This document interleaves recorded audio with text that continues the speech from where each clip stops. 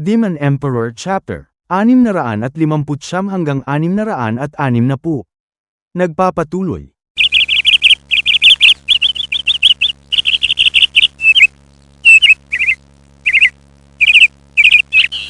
Ba't kaya wala pa si Natsupa, ang Demon Semen Secto? Dumating na yung iba, pero sila wala pa.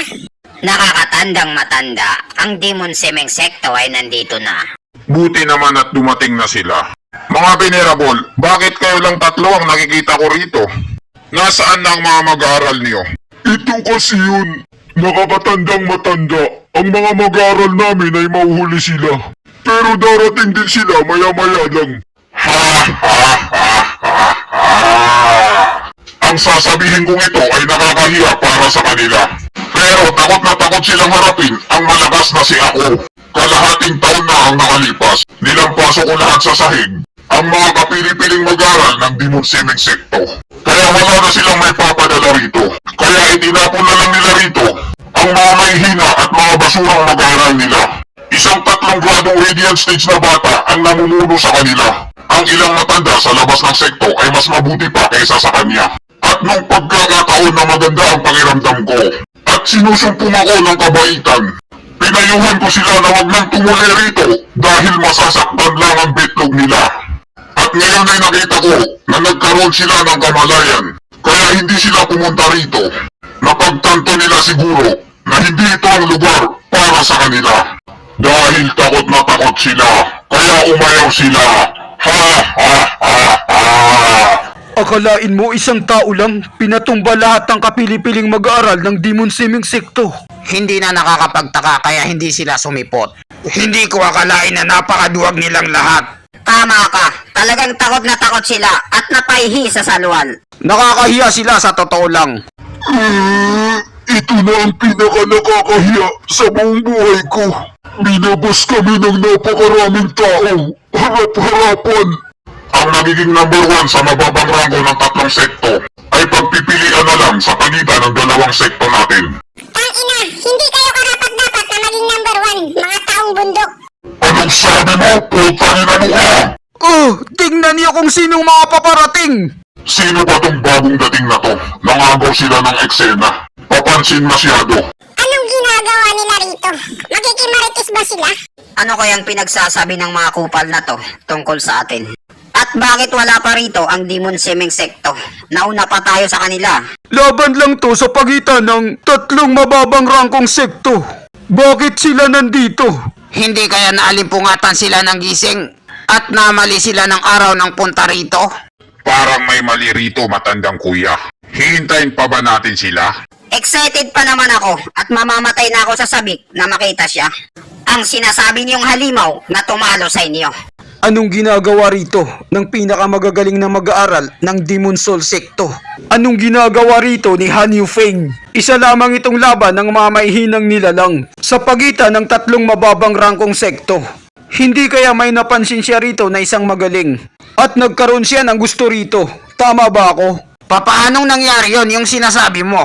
Ang Demon Soul Secto ay nasa gitnang rangko ng 3 sekto at may napatunayan na sila na malakas sila.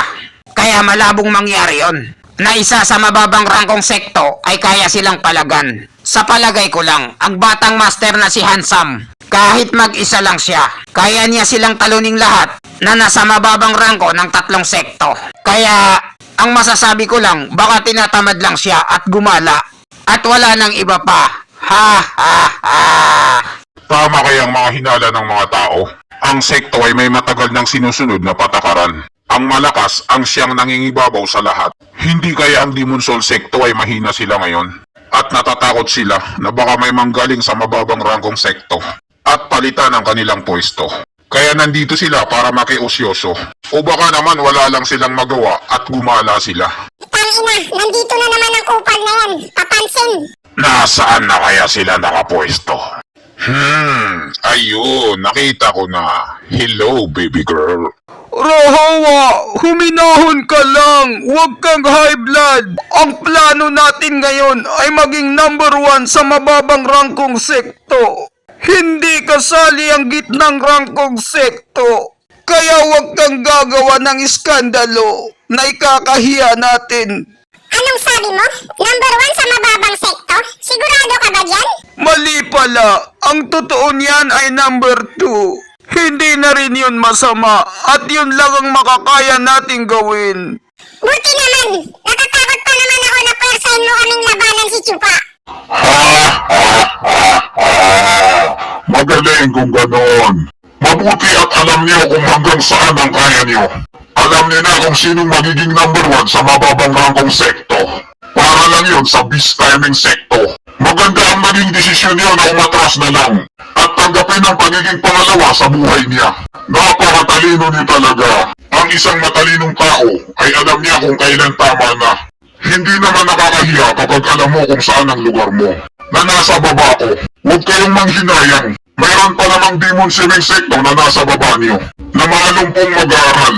Kaya nandito ang 3 batang master ng Demon Soul sekto. Ay dahil yun sa akin. Binabantayan nila ako. Paano mo naman nasabi na kaya sila pumunta rito ay dahil sa'yo? Ganito kasi yun. Ako at ang master ko. Pagkatapos kong ilang paso ang mga kapili-piling mag-aaral ng Demon Swimming sekto. Pababa na kami ng bundok at nakasalubong namin sila.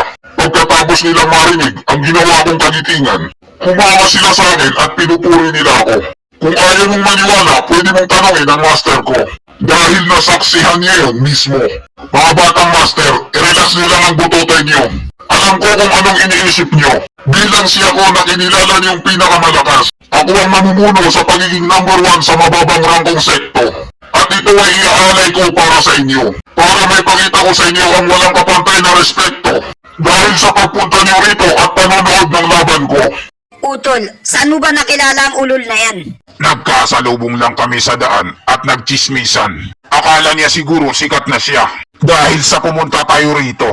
Ginagamit tayo ng mga kupal na to para sumikat. Nakakahiblad ang tanga na yan. Hindi ako sanay sa mga ganito.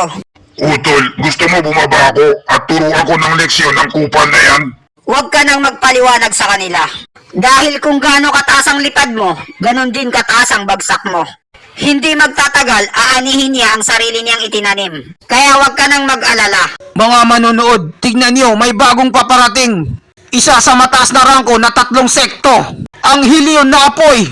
Yeah, mamen, kami yon. Ang pinakamagagaling na mag-aaral ng Helion na apoy. Ang halimaw na siyan mo. Ano ang ginagawa niya rito? Hindi maaari na nagkataon lang na pumunta siya rito. Umaasa ako na hindi siya pumunta rito. Dahil sa taong ipinunta natin dito. Dahil magiging matindi ito. Ano ang ibig mong sabihin? Hindi mo ba napapansin siyan mo? Masyadong seryoso ang mukha niya. At hinahanap niya kung nasaan ang taong yon. Kung ganon, ang taong yun ay masyadong malakas.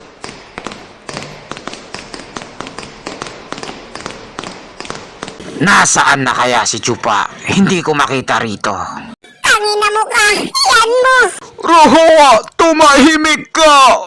Nasa 2 dragon tayo ni Mang Kanor. Hindi natin pwedeng galawin dito siyan mo kahit gustuhin pa natin. At ang Helion na apoy ay nasa likod niya. Ang mga kapatid nating babae! Hindi natin sila may paghiganti! At ang sekto, wala man lang silang gagawin! Namatay lang sila ng walang saysay! Walang hustisya! Anong nangyayari ngayong araw na to? Ang paligsahan ng 3 mababang rangkong sekto. At ang ilan sa pinakamalalakas na mag-aaral ng gitnang rangko at mataas na rangko ng sekto ay nandito. Hindi kaya lahat sila ay nagkaroon ng amnesia? Master, nakikita mo ba ang nakikita ko? Siyan mo nandito para makita ko! Delikado ito dahil nakuha mo ang atensyon niya. Pero nangangahulugan din yon na malakas ka talaga. At nabalitaan naman ito ng Helion na apoy ng number 1 nilang mag-aral. Ipinagmamalaki kita bilang mag-aral ko. Tangina, masyadong papansin ang isang ito. Wala naman akong nakikita na kahanga-hanga sa kanilang lahat. Masyado na tayong naghintay ng matagal. Simulan na natin ang bunutan ng balota. Ang bawat laban ay gagawin sa pagitan ng dalawa. Mayroong 3 numero sa loob nito. Si number 1 at number 2 ay maglalaban. Samantala si number 3 ay lalabanan niya kung sinong matatalo. Pagkatapos ay susunod naman ang nanalo. Pagkatapos ng 3 laban na ito, doon malalaman ang performance niyo at kung paano namin evaluate. Bakit wala pa rito ang batang yun? Tangina ka talaga, Chupa. Nakakatandang matanda ang mga tao namin ay hindi pa dumarating. Malilate ata sila. Baka pwedeng maghintay pa tayo ng konting oras. Eto na ang oras. Walang maghihintay sa inyo rito. Kung ayaw mong bumunot, umatras na lang kayo. Sige na nga, bubunot na ako. Anong numero ito? Sana hindi. Tangina, ang malas ko naman. Bakit number 1 pa sa balota ang nabunot ko?